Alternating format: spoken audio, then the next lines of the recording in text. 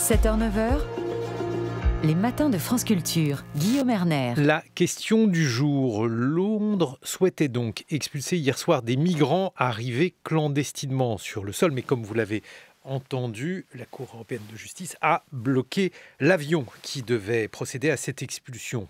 Des migrants de différentes nationalités étaient censés être envoyés à Kigali, la capitale du Rwanda, à 6000 km de là. L'objectif du gouvernement britannique demeure dissuader de futurs candidats à l'immigration. Cet accord entre Londres et Kigali suscite bien évidemment un tollé outre-Manche, critiqué par l'ONU, des défenseurs des droits humains.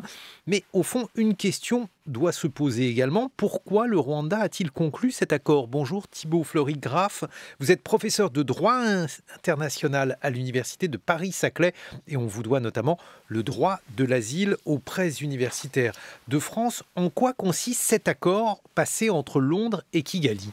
Bonjour Guillaume Erner. Cet accord consiste à permettre au Royaume-Uni de renvoyer au Rwanda les personnes qui arrivent de manière irrégulière sur leur territoire et plus spécifiquement les demandeurs d'asile. C'est le corps même de cet accord, c'est cela. Et alors, lorsqu'il a été conclu, supposait-il un versement, par exemple, d'une somme d'argent? Quelles étaient les différentes conditions qui ont été négociées entre Londres et Kigali? Il y a une somme d'argent qui est importante, je crois que c'est de l'ordre de 145 millions d'euros, quelque chose comme ça. Donc c'est une somme tout à fait importante qui est destinée à permettre au Rwanda de mettre en place les conditions d'accueil qui figurent dans cet accord. Cet accord oblige le Rwanda à fournir aux personnes qui vont y être transférées des conditions d'accueil qui permettent le respect de leur santé et de leur bien-être et de leur sécurité. Ce sont les termes de l'accord. Donc voilà à quoi servent notamment ces 145 millions d'euros. Est-ce contraire aux conventions internationales que de renvoyer des personnes dans un pays avec lequel elles n'ont aucun lien et contre, évidemment, leur volonté? Alors dans le cadre de cet accord, il y a de nombreuses violations en réalité du droit international et on l'a vu avec la Cour européenne des droits de l'homme qui, comme vous l'avez dit, a bloqué le renvoi des premières personnes qui étaient prévues. Le Haut Commissariat des Nations Unies pour les réfugiés qui a aussi, et c'est pas forcément dans son habitude, produit un communiqué qui est très sévère à l'égard du Royaume-Uni parce que ça viole tant la Convention de Genève qui interdit notamment les sanctions à l'égard des personnes arrivées irrégulièrement sur le territoire. Donc cet article 31 de la Convention est violé en l'espèce, de même qu'un certain nombre de conventions internationales en matière de droits de l'homme, parce qu'on sait que le Rwanda est évidemment loin d'être un modèle en matière de respect des droits de l'homme. Mais là, c'est justement cela en fait qui étonne. Pourquoi le Rwanda a-t-il accepté une telle démarche? C'est toujours un peu la question qui se pose. C'est pas la première fois qu'on voit le Rwanda apparaître comme ça dans les négociations des États occidentaux en matière de ce qu'on appelle l'externalisation des demandes d'asile. L'intérêt du Rwanda, il intervient à plusieurs niveaux. En réalité, c'est d'abord un intérêt économique, on vient de le dire, 145 millions d'euros. C'est toujours bon à prendre. C'est aussi évidemment un intérêt diplomatique, géopolitique aussi. Quand le Rwanda passe un accord de ce type avec le Royaume-Uni, il passe aussi un accord avec un membre permanent du Conseil de sécurité des Nations Unies. C'est pas rien. Quand on sait les tensions qui peuvent exister sur le continent africain, notamment avec la République démocratique du Congo. On a vu encore récemment les tensions avec les rebelles du M23, le soutien qu'apporterait le Rwanda aux rebelles du M23. Avoir dans ce type de circonstances le soutien d'un membre permanent du Conseil de sécurité, c'est évidemment extrêmement précieux. Pourquoi? Qu'est-ce qu'on peut imaginer dans ce contexte-là?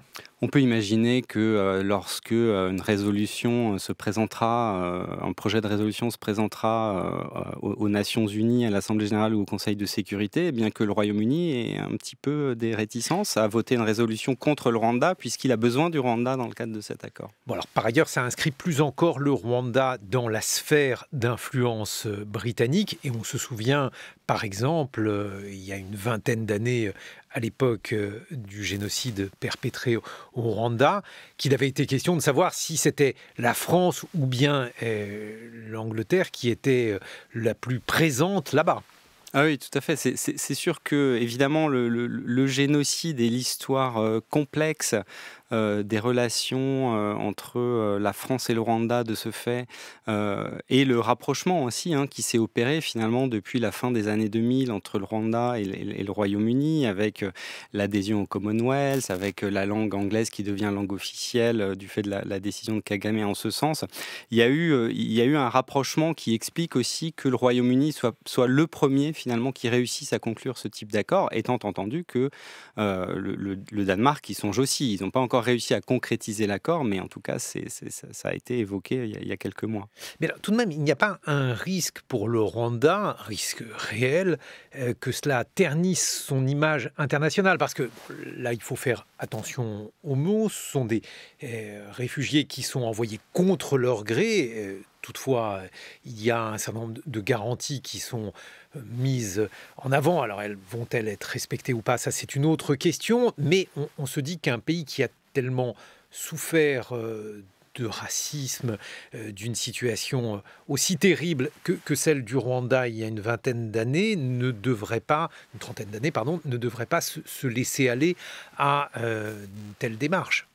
En réalité, je crois que le Rwanda voit cela, et peut-être a raison d'un certain point de vue, comme un moyen de montrer que les Occidentaux en particulier peuvent avoir confiance en lui. Qu'il est capable de gérer l'accueil de ces personnes-là dans de bonnes conditions. On a vu circuler des photos des hôtels, on voit une piscine, etc. Enfin, on présente ça comme quelque chose de très agréable, sachant que 90% des réfugiés au Rwanda aujourd'hui sont dans des camps. Donc, ce serait vraiment exceptionnel qu'ils demeurent dans ce type d'établissement.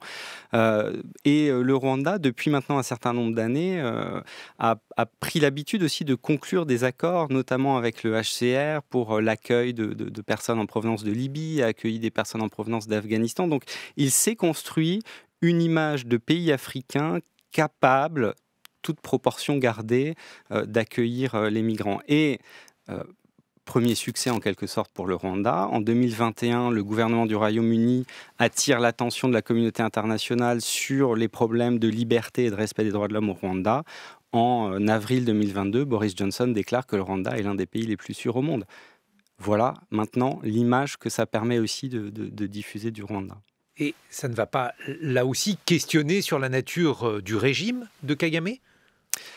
C'est aussi certainement un moyen justement pour Kagame d'asseoir son pouvoir en interne et d'asseoir encore un peu plus la répression qui s'exerce à l'intérieur de ses frontières, puisqu'il peut là aussi se prévaloir de ce que des grandes puissances comme les Royaumes-Unis, encore une fois membres permanents du Conseil de sécurité, croient que les droits de l'homme sont respectés. Merci beaucoup Thibaut Fleury-Graff. Je rappelle que vous êtes professeur de droit international à l'Université de Paris-Saclay et on vous doit notamment, avec Alexis Marie, le droit de l'asile aux presses universitaires de France. Merci. Il est 7h23 sur France Culture.